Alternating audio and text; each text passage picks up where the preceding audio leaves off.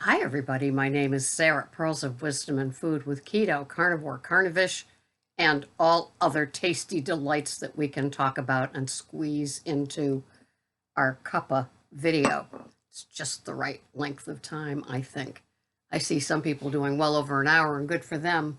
I hope the person that they're interviewing or the subject that they're talking about got all their stuff out in the first 20 to 30 minutes when a lot of us have the time, but then after that it becomes, ooh, yeah, I'll have to get back to that.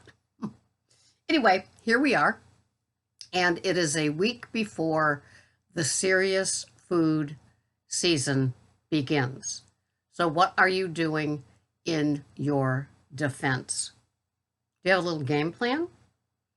How are you going to handle leftovers or gifts that people bring to you if you're the host or any of those sort of things this year? Have you thought it out? Is it your first keto, carnivore, carnivish holiday, or are you a veteran? Well, veterans, we're still fragile and vulnerable to that pull. And so we do have to be careful and not put our, tools of the trade, our game plan down, thinking, I can coast through this. Yeah, no problem.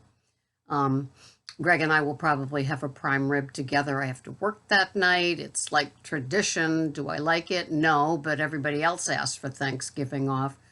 So I go in at midnight. We have my kids on Christmas Eve. So Thanksgiving isn't, a big drive here and there and family this and that type of day.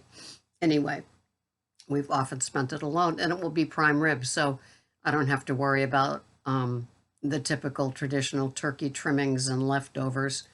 Um, Loved them when I was keto, loved them before I found keto, but not now.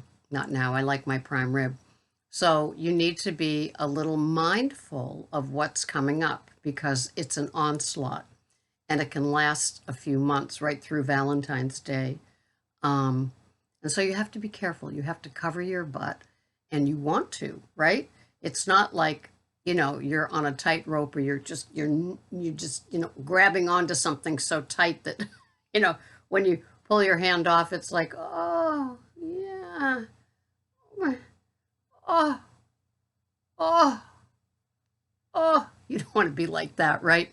From having a grip of getting through things. You want to enjoy it. And a lot of people enjoy the season. People like me make it through the season, and I do it the best that I can. I'd like to outsource it. I would. I don't mind tariffs with China, with the holidays and expectations. I don't. Thank God for gift cards. That's all I have to say. So to me, the food part isn't as big as it could be or used to be. But I hope for you, especially if this is your first one, that you make contact with people. I know a lot of people, have hired me as their food accountability now in November. So, they're good through all of that holiday, festive, any reason for a party is good enough for me type of thing. And I know that after a while, maybe even before the Christmas gets here, that a lot of people are tired of standing up and having, juggling appetizers in one hand, the drink in the other hand. Now what do I do? By the time they sit down at the table, they've already had 1,200 calories of who knows what's in these things. And if they come from frozen things like at BJ's or Whole Foods or something like that, they're probably filled with, well, first of all, flour, but seed oil, the wrong kind of salts, And so you're going to be off balance the next day. You might be bloated, cranky, constipated. Is that any way to be from, this is good. This scallop wrapped in bacon is great. I'll have another and another and another. And then you sit down to what is presented as food and you have a little of this. And it's overwhelming, not only to your gut, but also to your head. It's old. To me, it would be an old pattern of eating, thinking, excusing my food behavior. And we have to be careful of excuses. especially if you're very social and you do a lot of get-togethers and little parties, the girl things with like things that you do with women, maybe during the day if you're lucky and retired, and then the couple sort of things that a lot of people still have, um, where there's expectations of that too. And so over the years, Greg and I, we're friendly and social, but we don't attend a lot of social gatherings. Maybe they aren't going on. I don't know. With the cost of food, putting on one is kind of like a big investment. And so, and especially for people like me that eat a certain way, I used to do a lot of cooking, not baking really, um, but a lot of cooking. And, having a crowd in or something like that would have been part of me. And now it's not. It's like, do you want to come over and watch me eat a steak? No? Why? That doesn't sound like fun? You can bring a bubbling water and watch. No, it's not fun. And so I know that we, especially as we move into Carnivish, have to find different ways of being social in a social world or the social expectations of the world for the season. So be careful of the excuses. I'd rather see an excuse for not going, that's just me, rather than an excuse for going and eating, hoovering the buffet table. I remember I said hoover last year, and Mike from OMAD says, Sarah, you're going to have to use a different word because most people wouldn't know what hoovering meant. That means vacuuming the buffet table. For me, it would be Dysoning at this point because I have a Dyson number 9 animal. Gee, why do you need an animal one with 3 cats? And so, I want to hear that you've excused yourself from the gathering rather than you've excused your behavior and you ate like you used to and you feel icky the next day. And then in 2 days, you're going to another event. And, the why and the wherefore of why you did that still remains to be seen. I mean, social events can cause anxiety. What do we do when we have anxiety? Yeah, we eat. At least a lot of people like me do. So fortunately, I in Overeaters Anonymous in the mid-70s, that's 1970s. And yes, I was an adult and I was legal to drink and vote. um, we find that, I found in OA the skills and tips and tricks to avoid a lot of things that I still do today. One of them is not eating while standing. I know it sounds corny, but look at your behavior. Are you a stand up and eat person when you're at a social event? Well, if you're not eating and you have you have one hand free and you've learned how to say no thank you to the appetizers because they're just empty. They're empty calories unless you store the appetizers on the plate and make that your meal. Do you see what I'm saying? So when it comes time for the OMAD, or at least the one meal of the social gathering, it's all there on that plate. And when that plate is finished, it's bye-bye, either into the trash or into the dishwasher, or however, the event is set up. It's not having a little plate of this, getting a fresh plate, having a new plate of that, doing it again, salads on a different plate. Then I'll have one of those rolls with butter because it's a treat. And they're serving 60-40 butter margarine combo. It's not even real butter. Yeah.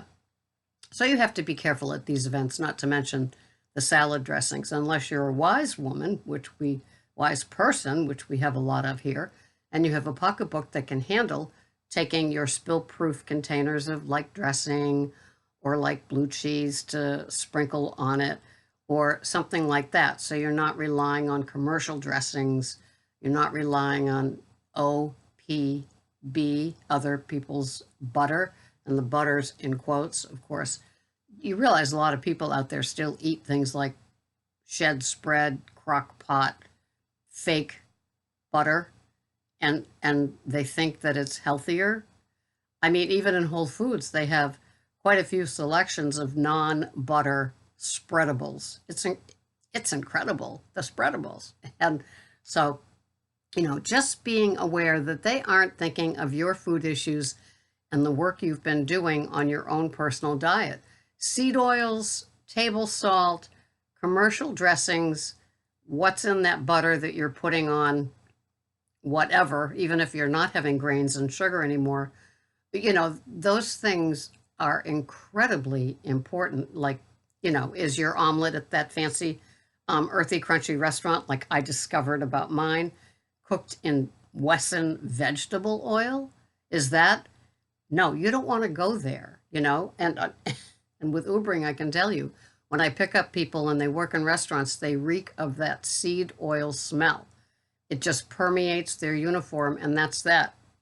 And I think I told you one time about the fires that the uniforms cause, the uniforms and aprons, when the cleaning service picks up, the cloth, the uniform cleaning service, not the rugs, but they pick up the uniforms, and if it's a hot day, they've ignited in the back of the truck those oils that have permeated the uniforms. Scary stuff, right? And that's what people are eating, their fried foods or their grilled foods in those restaurants. That's the wet on those foods. And the commercial dressings are just soybean oil, nothing good for you in them. And read all those chemicals. And if you can read them, you can say them. If you can read it out loud, it will scare you, the chemicals that are in that stuff. So we don't want the chemicals. We don't want the fake foods. We don't want the processed oils and all that kind of stuff. So, bare minimum at these of social events, and CYM, cover your metabolism. Bring your own oil, bring your own cheese or something like that. Bring your own little pink Himalayan salts. They have little baby ones that you can bring. The table salt is just yucky, and it really, when you have it by mistake or it's on something that you get in a restaurant without your permission, it's amazing how different it tastes. And we used to think that was regular tasting salt. That's how it tastes, right? No, it's not regular tasting. I've gotten used to real salt, Redmond's real salt, and pink Himalayan and Celtic salt crystals. To me, those are the salts. So take care of yourselves with all of these things coming up, because they're going to be there, and you don't want to have, a taste of that, a spoonful of that. It's like what's on your plate is what counts. And trust me, little bites and treats and a couple of appetizers and a bite of this and a bite of that add up. But it also, to me, sets up Ms. Slick thinking that, oh, she finally gave in. She's having all this junk. Oh boy, I'm here, and I'm glad I wore this outfit. I look pretty good. Well, Ms. Slick, we can't see you. So don't think that your little shimmering thing and your CFM shoes are going to make a hit, because we don't see you. It's all here working on us. So behave, be good. You'll never regret an abstinent day when you wake up in the morning. You will never regret it. Guaranteed. Thanks so much for watching.